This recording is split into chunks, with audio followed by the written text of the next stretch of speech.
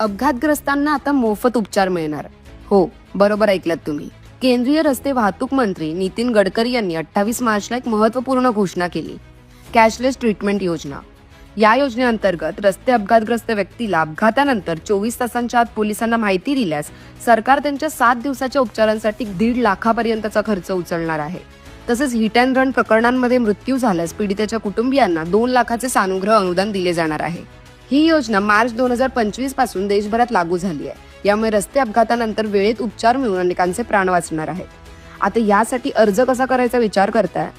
अपघात झाल्यानंतर तातडीने रुग्णालयात दाखल व्हा. 24 तासांच्या आत जवळच्या पोलीस स्टेशनमध्ये अपघाताची नोंद द्या. नंतर संबंधित रुग्णालय आणि पोलीस यांच्यामार्फत ही योजना लागू होते. अतिरिक्त कागदपत्रे आणि ऑनलाईन फॉर्म भरायची गरज नाही. ही स्वतःहून सक्रिय होणारी योजना आहे.